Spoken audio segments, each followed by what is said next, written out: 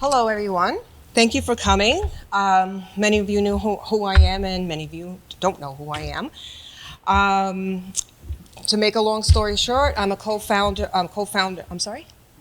Okay. I'm the founder of Compassion Works Medical, which is a medical food reimbursement consulting and patient advocate nonprofit organization. And I'm also the founder of Hearts Enteral DME. We are a durable medical equipment supplier. So not only do we help patients get covered for their formula, medical foods, supplements, dietary supplements, we also help, we just do whatever it takes to get it supplied as well. So you have it covered and you get it supplied at the same time. So I'm just going to briefly go through this. Okay, so again, we have a complex healthcare system, do we not? I mean, even if it's not for a rare disease and it's just for some sickness, other sickness, I mean, why do we have to fight for healthcare? Why? It's a broken system. There's just no way. There's no uniform way at all to fix this problem. But when it comes to rare diseases, that's when it becomes a little bit more challenging because you're getting insurance covered for medical foods. And that's extremely challenging. It's not something where you get a wheelchair covered and there's one unit, you get a wheelchair covered and that's it. It's very complex. There's no uniform way at all. There's a lot of different insurance terminology, HCPCS codes and service codes, and all these different terminologies. People don't understand how to use it, and therefore can miss out on coverage and slip off their diets, and eventually end up in the ER or worse situations. So again, there's no uniform way for medical food coverage. Compassion Works has been helping patients for over 11 years coverage, and we also would prepare prior authorizations and help with billing discrepancies on behalf of DME companies. So we would help the patient get covered. Then we would do the prior authorization to ensure a smooth transition to a supplier to make sure that everything runs smoothly and the supplier doesn't really have to do much, but the patient gets their formula on a smooth level. But the challenge became worse and worse as the years went on with suppliers. The supplier industry just is cracking. In addition to Abbott and other different formulas, and we're just in a crisis right now. Am I right? Or it feels like we're slipping a little bit back instead of forward. So this is why I had to open up Hearts Enteral, because I was just tired of doing the jobs of other companies and preparing prior authorizations and billing discrepancies. I just put my foot down and decided, you know what, I'm just going to have to open up my own supplier, knowing that I have the background, many years background experience, and I'm a certified medical biller coder specialist. So I know how it works within the insurance industry and outside of the insurance industry. So we opened up Hearts Enteral and we became successful. We've been successful with Hearts Enteral for the past 2.5 years. We established a co-assistance program where we don't charge our patients co-insurance. We will accept every product on the market, whether it's new or not. It's not this type of place where we'll pick and choose because of low-cost reimbursement. It's not how we work. I know how low-cost reimbursement works. I know what program exceptions are. I know how to use the billing codes for medical foods, and I know how to get the products covered. Because that's the bottom line. The bottom line is, okay, we have a great formula or product on the market. It helps our patients. How are they going to afford it? And who's going to supply it? And who wants to supply it? So if these companies don't understand how to bill for these products, they lose out and the patient gets dropped. That's what happened with Quorum. Quorum recently dropped all of their metabolic patients. That's it. They just dropped them because they didn't have any experience with medical food billing. And they would hire companies, outsource their medical billing companies, and they don't know what medical food is. It's a complex situation here. You know, it's not, people can't understand what that is. You can't just learn this in school. You can't learn this like it's some type of a 1, 2, 3 form. No, there's no form at all. So, so there again, it just became a challenge with finding a reliable supplier. But I do want to thank all of the other companies that do create new products for the rare disease community, and once it works, just making sure that you have someone that's ready to supply that product, and that's what we're here for, in addition to helping our patients afford and stay on diet. So we're just going to talk about a few topics here, just brief insurance terminology, how to find out if your health insurance covers medical food, B12, cobalamin, and where to look, how to file an appeal on your own, what is a health insurance waiver and how does it work, information about Medicaid and waivers, other avenues for coverage. If straight Medicaid won't pay for medical food, then what will happen? What to do if your supplier doesn't carry your formula or stops supplying your formula or supplement or medical food. Medical food exclusion removals from employers' contracts. How assigned case managers from insurance carrier could help with complex coverage support. And how to submit reimbursement to your insurance carrier on your own. Now again, we have a lot of different ways. There are assistants out there. There are navigators that work within medical food manufacturing companies. These are insurance navigators that will fight whatever it takes to help you find a supplier and check to see if it's covered. So that's one avenue for help or assistance. Another avenue is to work with your current supplier and check to see if they will be willing to stretch their neck out a little bit more and go above and beyond. All right, so with insurance terminology, honestly, without knowing the proper insurance terminology, understanding your insurance coverage can be completely confusing and frustrating. So we'll just start with some brief points of insurance terminology. So there are 5 typical points for brief insurance terminology. I'm not going to go through the whole slide here, but it's basically service codes. What is a service code? Okay, that's an insurance terminology that is used actually when verifying insurance benefits.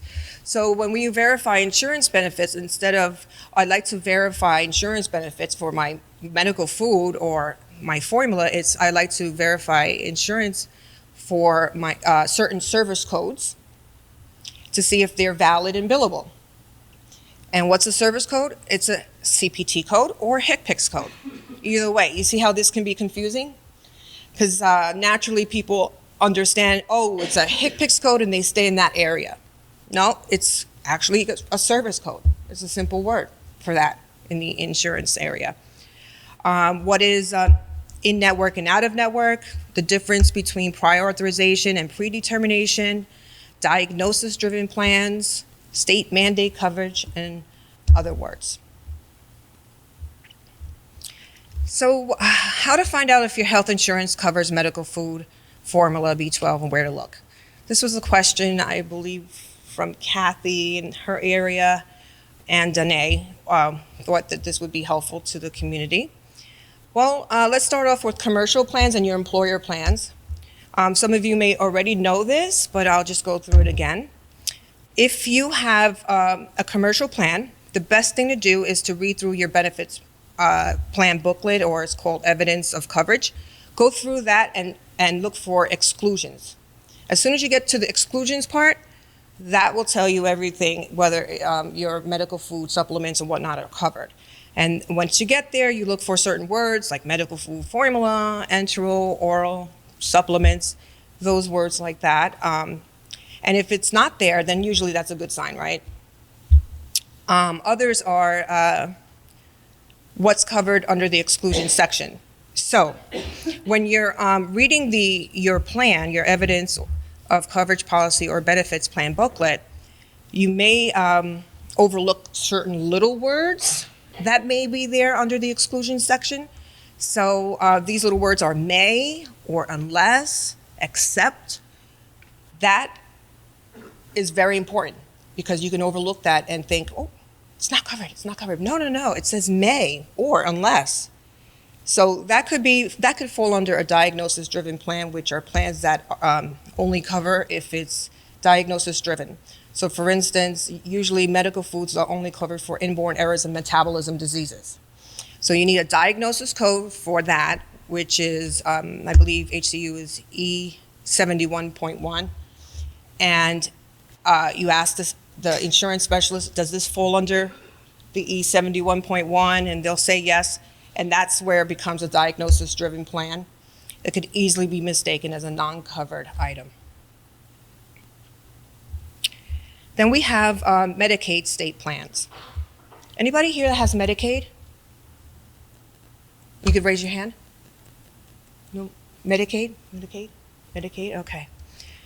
So you want to go now to your Medicaid policy and find out, okay, how can I find out what is covered under my Medicaid policy? The best thing to do is to go under provider resources and check for the DME benefits, which is durable medical equipment benefits.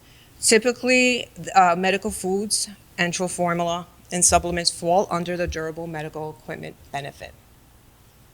Sometimes they'll fall under nutritional support or I'll have a separate section just for medical foods.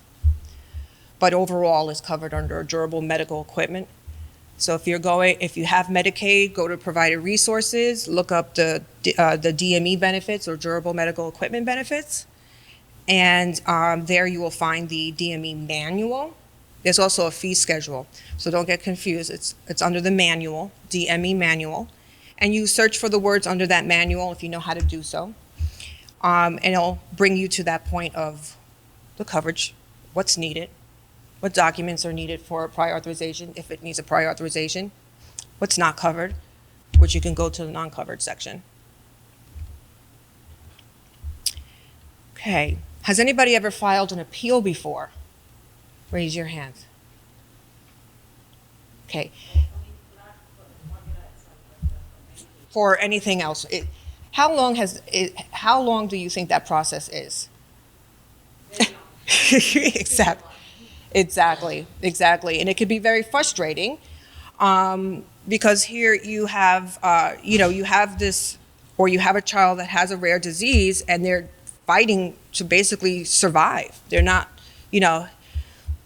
trying to, they can't understand what's in the insurance policy. So I'm just going to give you some basics of how to file an appeal on your own. So typically there are two levels of appeals that you can go through. The first appeal is the independent external review appeal. And the second is the external review. So the first thing you would do is, which is highly recommended, make sure you write a detailed appeal reconsideration letter. Because if you don't have all of the specifics in your letter, they could just cancel you out. So you want to make sure you have everything up front the first time to try to avoid that denial, right? Does that make sense? So here I just gave a few pointers of what to include in your reconsideration appeal letter. And all of this is recorded, and you can find this on our website also. I have templates and tools and other handy information that you could use on our website. But it is important that you make sure that you write out a detailed appeal reconsideration letter with these pointers that I had pointed out here. Making sure you have your member name and ID number, provider number, dates of services, HCPCS codes, which is service codes. And if it's for pharmacy and you're fighting for pharmacy appeals, that's another story. But you would use the NDC code for pharmacy.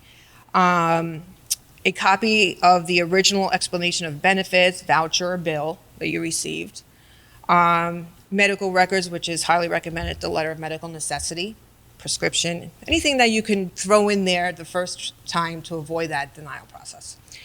Now, if you get denied, then there's a process here.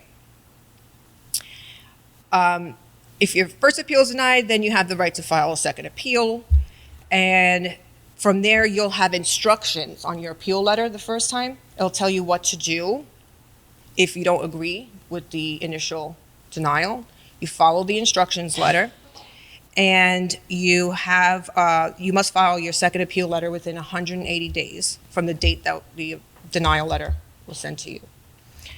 From there, if it's denied again, don't give up.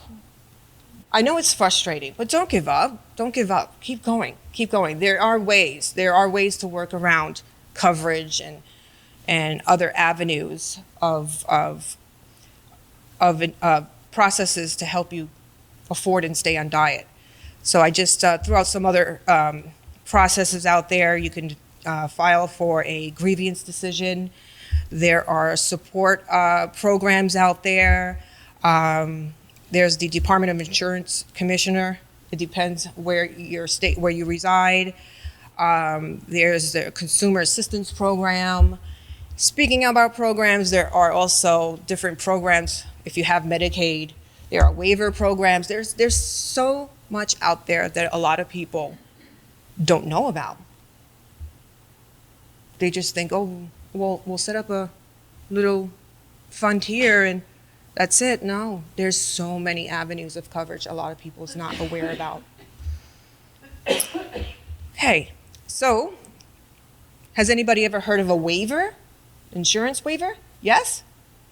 Okay, go ahead, Jess. What's an insurance waiver? It's a form that you can fill out, and even if your thing is out of network, you can fill out a form where it can come in network because we don't have the suppliers. That's called a gap exception. Yes, that's okay. But that's okay. That's cool. We'll get to that part. But yep, that's very helpful. That's certainly helpful. Waivers are just basically to get out of your current insurance policy with your employer or your school or whatever. So let's say if your employer's policy does not cover your medical food or supplements, then maybe you might want to opt out of that insurance plan and find another insurance plan somewhere else and pay a premium for that in another avenue. So basically, that's how that works. It's a waiver. It's a form that you submit to your employer, or they might have a form you could fill out asking to help opt out of your current insurance plan that you have now with your employer. So then this way you could either choose another plan or maybe add on to your spouse or whoever else's insurance plan. But there are other ways to opt out and get into another insurance plan. And if you have Medicaid, there are just certain types of different Medicaid waivers. There's freedom of choice, there is home and community-based services, and there's Section 1115 research. These waivers help patients that are not eligible for Medicaid. So here are patients that apply for Medicaid and their poverty level is low. They feel that it's low, but they still get denied, which is unfair. Again, part of our broken healthcare system. So there are waivers in place for that. You would just need to check with your state and find out which waiver works best for you.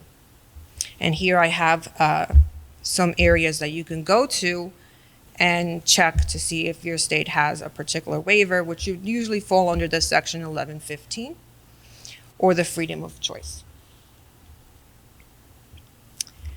Okay, so what to do if your DME supplier doesn't carry or stop carrying your medical food or formula supplies? Well, it could be frustrating when your supplier doesn't supply your nutritional products, as we know, right? And they drop you. So the first thing is to contact the manufacturing company, ask for navigation assistance. Go to your insurance carrier's website and search for an in-network provider on your own. Ask for a recommended DME supplier through social media, as everybody has been doing that already.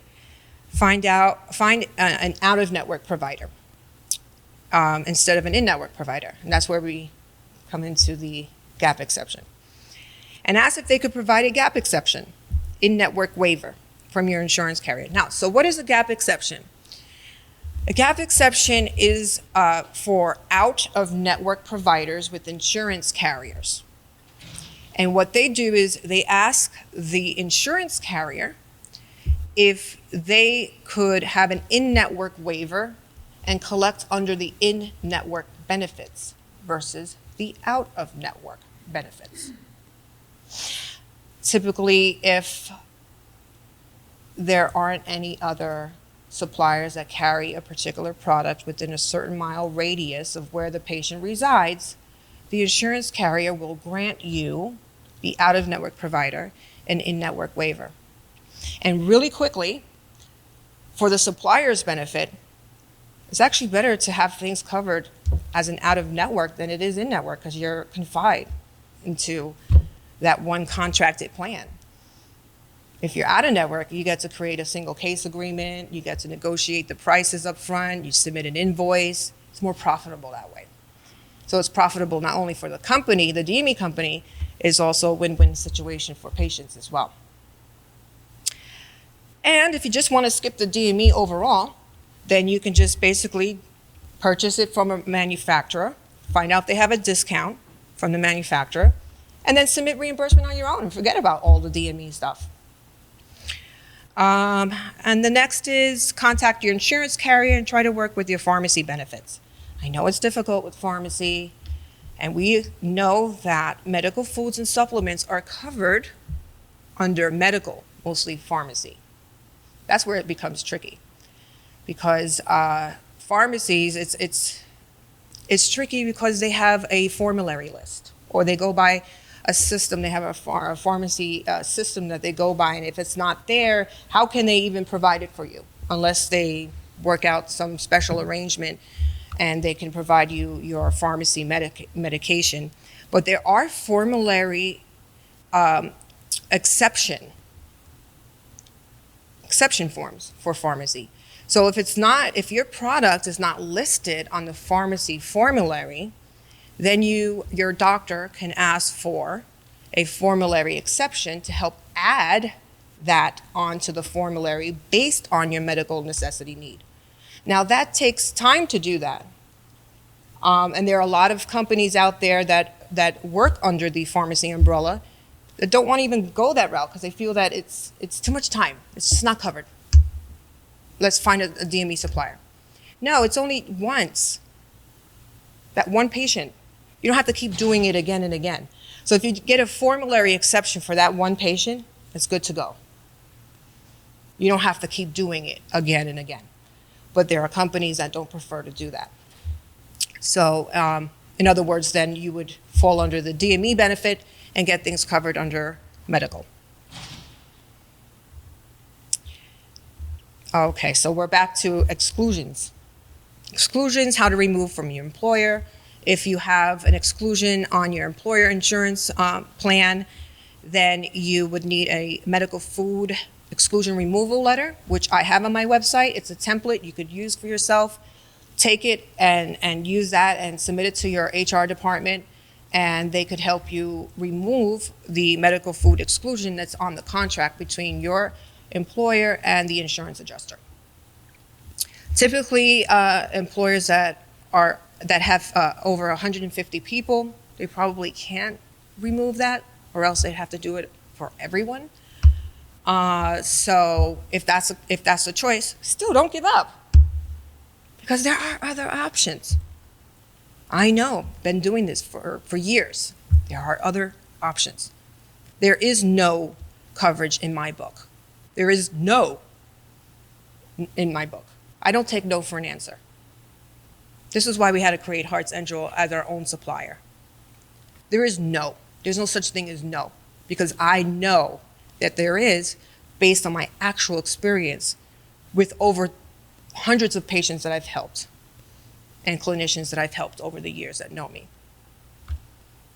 You don't learn that in school, you have to learn hands-on, right? So another way for help is asking for an assigned RN case manager. Does anybody know what or has an assigned case manager right now, patients? You do? Okay. And how helpful is the assigned case manager? My assigned case manager is very helpful. She helps try to push things through when we get prior offs and things like that. Okay. So when patients have a complex situation with coverage and with their plan, the best thing to do is to have an assigned case manager so they can work inside the coverage area, your insurance policy, and try to get things covered based on medical necessity. A lot of people don't understand what that is or don't even know, but I highly suggest that patients ask for a RN case manager within their insurance plan to avoid any types of denials or non-coverage or help with assistance for coverage for your medical foods and supplements. Just going to say, too, the case managers have been helpful with navigating the amount of time that you would spend on the telephone with trying to coordinate and seek seek out this provision of whatever you're seeking. But I just feel like the case manager, I agree with Raenette, has been very helpful. Just the amount of time that we would spend trying to get something covered. They can really navigate that system for you, get back to you, seek your information, the reports, before or whatever for the approvals. Right. Thank you for that. No, that's very helpful. And I work with the insurance, RN case managers, and they would, whatever information I need, they would submit it to me, and I would supply their medical food supplements. And I mean, I hate to repeat myself, but there are more products or treatment for rare diseases than just formula, right? There's the B12, cobalamin, which is highly important. People suffering with trying to inject themselves maybe 2 or 3 times a day, that's uncomfortable. It's uncomfortable. And that's why we step in, because we have a heart, we have a passion for helping people. And it's not fair. So we're going to do whatever it takes to find a way, or simpler way, to make their dietary or nutrition assessment more comfortable. Is there another way to get your cobalamin shot? Is it an old theory that came out many, many years ago that the injection is more highly potent than anything else? I don't know. But I'm here to work with any company that's willing to work with me, right? I always believe there's something else better out there that could be more comfortable for the rare disease community. And that's where we are. Never give up. Be persistent, being as specific as possible about why, what, how, including as much evidence as you can. Communicate upwards, downwards, and sideways. Because all we have is each other. We have a healthcare that's broken. The system is broken. We could have all these beautiful products on the market, but can these distributing companies make money and help support the patient stay on their diets? That's when we come into play, because we just focus on medical foods, supplements, enteral nutrition, dietary products. That's it. Nothing else. This is our whole world. So we just need to stand together and find other ways that's more comfortable, more affordable, and to prevent these patients from slipping off their diets and staying on their diets and liking their diets and loving their formulas and supplements and being happy about it. That's where we are at this point. Any questions? No? Yes? First, I just want to thank you for being such an angel in our community. I Thank you. personal experience from the last 7 to 8 years. I helped her son. Lifesaver. Because I even do part of this as in my job as a nurse, and I find it horribly frustrating, confusing, time-consuming. It's an entire job for a parent to have to do that, and you have been amazing helping out, knowing the ins and outs, and you don't quit. I've never seen anybody be Thank so you. persistent. So I thank you for that. You're very welcome from the bottom of my heart. But I'm going to hit you with another question. We were just discussing. We were discussing the Medicaid aspect of it, and I know there's, we all found out there's things individual families know about that it hasn't gotten out there. Are you familiar? So we have in the past couple of years found out that you can take Medicaid as a secondary when you have commercial insurance, and it covers a lot of those deductibles, co-pays for homocystinuria because it's a chronic condition. And it's a lifelong treated condition. Has nothing to do with finances. And now we're in the state of Pennsylvania. So we were trying to figure out, is that a state-based understanding or? That's across the board. It is across the board. That's across the because board. that has been a life changer for us. You have commercial insurance, but then it's, $5,000 deductible, co-pays, can't get coverage. Can't get Through your coverage, commercial, they'll right? deny you. There you go. Medicaid will jump in and cover Dual- it for dual you coverage. in the meantime. So yeah, we were just talking about that, and I don't know. I know we fought it for a while. I would say, having a son, you're 10, 15 years ago when Denver told us, get on Medicaid. I'm like, it'll label them with a disability. We don't want to do that. It has been huge because, then coverage. Yes. Being able to stay on diet, being able to stay on medication is really what it's all about. So I just thought, thank you for answering that. I didn't know if Very that was welcome. pertinent. You're very welcome. And just to let you know, in the state of Pennsylvania, they waive deductibles. So the state Always mandate something new. waives deductibles for insurance coverage for medical foods and supplements. They do. So you don't have to pay a deductible. You have to pay your co-insurance, but you don't have to pay your $5,000, $6,000, $100 deductible, no. As long as it's a fully insured plan. But if it's a self-funded plan, sometimes they can honor it if you ask. I was going to say, we run into that too, where you have a commercial plan that's a carve-out for the company that my husband works for in California. They don't have to follow Pennsylvania rules and stuff. They don't have to. Work around for that too. I should. Of course. I have everything for that. No worries. Yeah, you're very welcome. And tell Will Auntie Ray says hi. Okay. Any other questions? Yes. We have talked, both Bharat and I have talked to you before regarding the same issue that I'm talking about. This is regarding his seizure medication.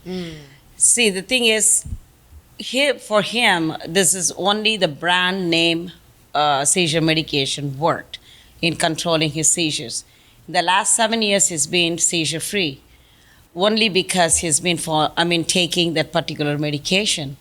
But the insurance company switched, my husband's company, which is covering his insurance, they changed the insurance. Now, as of last year, he's been paying $1,380 every 3 months for the medication, which costs only $150.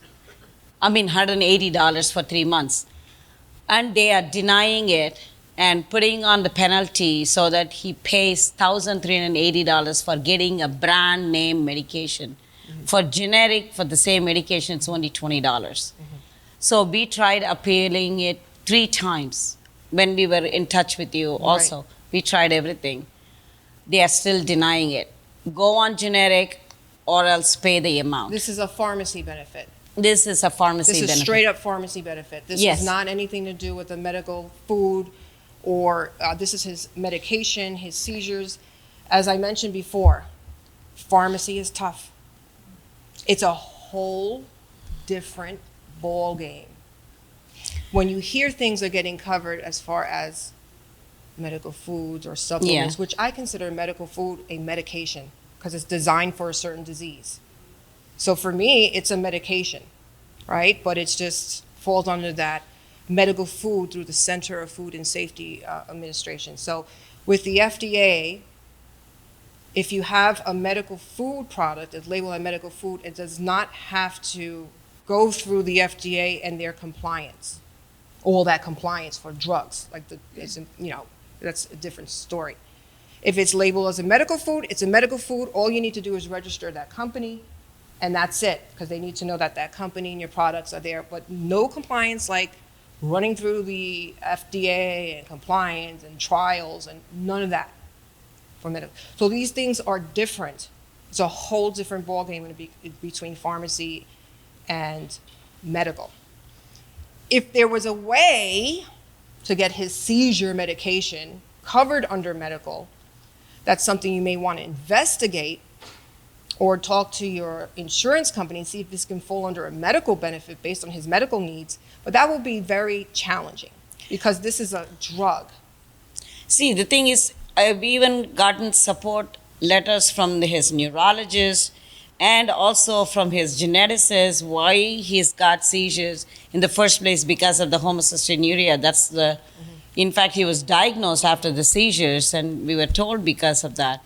And I've given letters that if he changes the medication, he'll have breakout seizures. And he has had it in the past years. He has changed so many medications. I've submitted all of the letters from the doctors, everything. They are still denying. Go on generic or else pay the amount. Okay. How about switching off of that insurance plan? Just get out. Get out. That insurance plan is not working for you and your family, and he's paying way too much for it. That's the only one medication. All the others, we don't have any problem. So I am kind of like worried about. Right. See, that's the worry, the fear is what stops people. You never know. You can find another health insurance plan that may be even better for his other medications than what you currently have now without trying. So instead of opting in right away or jumping to the gun, you should navigate what's out there first and compare what you currently have to what is out there, right? And if you find something similar or better, get out, opt into that so he can have his seizure medication covered. If you need help with that, choosing a plan, see, that's a whole different ballgame. You call me and we'll go through it online and we'll do a comparison.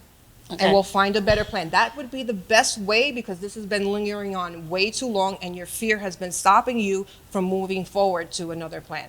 But you want to make sure you opt into a plan first that will cover and do a comparison. So let's do that. We'll talk about that. You can give me a call tomorrow or whatnot. Send me an email and we'll set up an appointment call. And we'll go through the different plans. This way you'll have it, so it'll ease your fear a little bit more. And that's probably the best choice at this point. You also mentioned about Department of Insurance. Yes, you can go back to the slides or the Okay. insurance, and you can go to the Consumer Affairs. Okay. That's another avenue that you can take. But don't let your fear stop you. This is all your insurance plan's fault. Okay. You Thanks. did your part. You're Thank welcome. Have another question over here.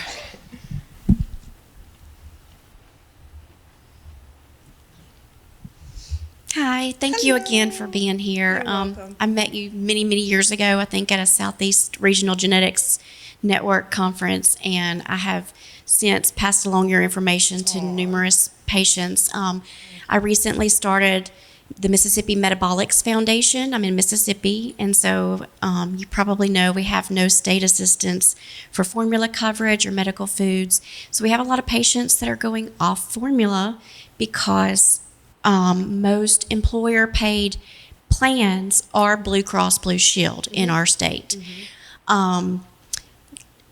We, of course, it says in our Blue Cross Blue Shield policy, medical foods, medical formula are excluded regardless of medical necessity.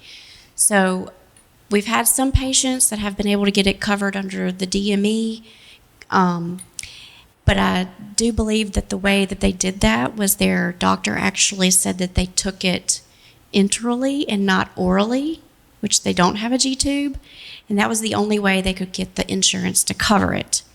So I don't quite know why they can cover it, whether you take it through a G tube or NG tube or whether you take it orally. That's just very confusing. And it's unfair. Yeah, It's unfair. I mean, obviously, it's going to be an oral.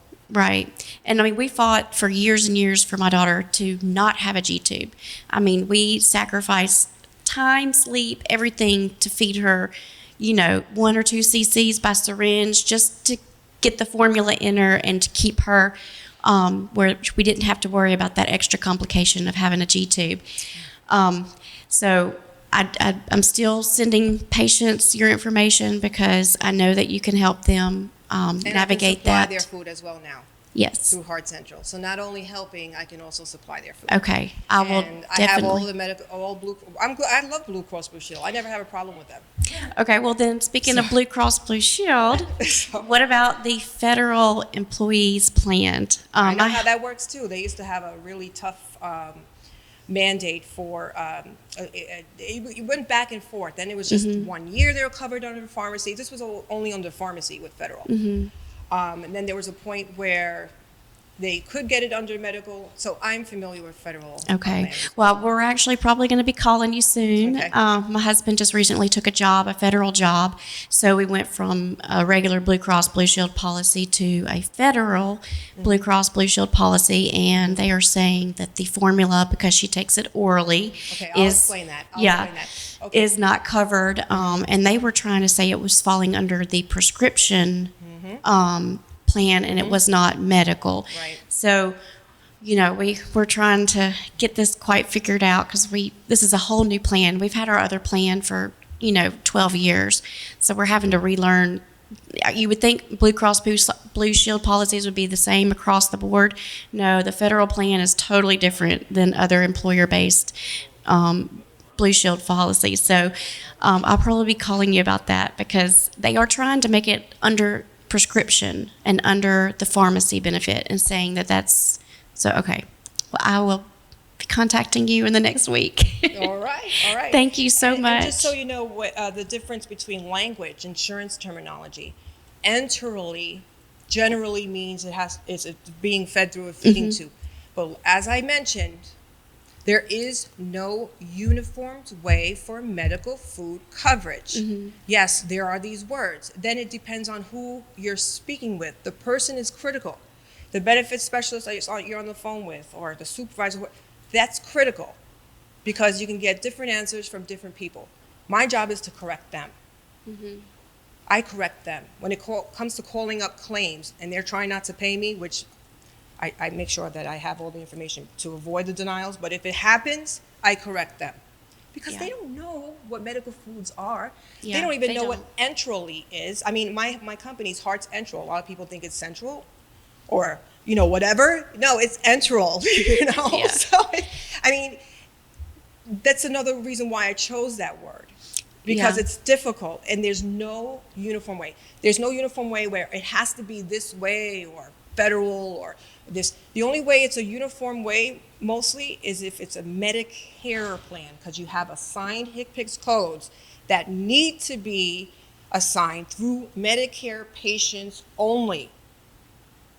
Not Medicaid and not commercial insurance plan. They have their own policies. Whenever you hear an assigned HCPCS code, that's just for Medicare patients. A lot of companies and people get confused or DME suppliers, it has to be assigned. No, there's no uniform way, my friend. There's no uniform way. So let's say if your doctor has to put in the note, it is fed enterally or, the little word, orally to get it covered, then that's how it is. Yeah, I think that's what some of the Blue Cross Blue Shield policies, they've had it written that way. I have letters from doctors that way. Yep. So that they've been able to get it. But No I know the uniform Blue way. Cross Blue Shield federal policy that we just recently got is saying if she takes it orally, it's a pharmacy Yes. benefit. If she takes it enterally, Yes. it's a DME benefit. Right. And they will cover it as a DME benefit, but because she takes it only orally, it's not, it's an exclusion under the pharmacy Absolutely benefit. right. So Absolutely right. But we can it's work around that. confusing.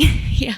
Oh, uniform I way. mean, you work hard to keep your children healthy Of and provide the course. formula And that's why I'm here, And, to you help know, alleviate that burden for yeah. you, right? And that the insurance companies don't understand, if you have a child that's having to take it enterally with a G tube or GJ tube, they're actually having to pay more money. So you're actually helping them by keeping them without having that, tube feed, because the insurance companies would have to pay a lot more for the care of that child than if the child just took it orally and, they help subsidize the cost. It's a communication gap of these, they just don't understand anything Yeah. about this. It's a whole different world to the insurance companies, and that's when I come in and help explain how it works on the insurance aspect. But I'm here for you. Hearts Central is here for you. Compassion Works is here for you, and whatever. Well, thank you, and I appreciate, all that you do. I know with my foundation, that's one of the struggles that our families in Mississippi have, is with patient, coverage for their formula and not We being, don't charge co-insurance, okay. so. I'll definitely keep you in mind. Of course. All Thank right, you. happy to help. All right. Do we have any other questions? All right.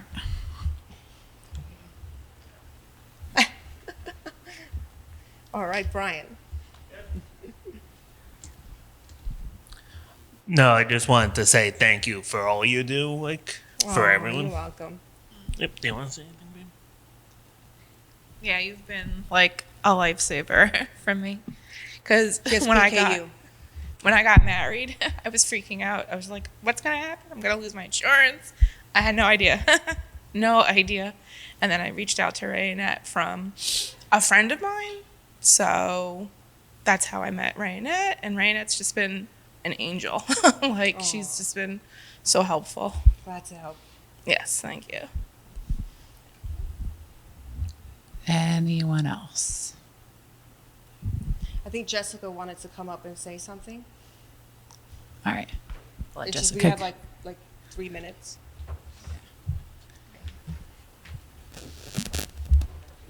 So, Raenette has helped me in multiple ways. My parents, I have homeless area, and my parents fought and fought with insurance companies, and they were like, "No, we're not going to pay it." About 3.5 years ago, Raenette and I were talking, and she helped me get the HCU tabs paid for by my mom's medical insurance, and also got my medical food coverage about 2 years ago. And it's just been really helpful because finances are hard, as you guys all know, and medical food is not cheap. But and Hearts Eternal and Compassion Works has been truly a blessing when it comes to coverage and just making sure that I have what I need. You're welcome. Okay, that's it. Any other questions? All right. Thank you.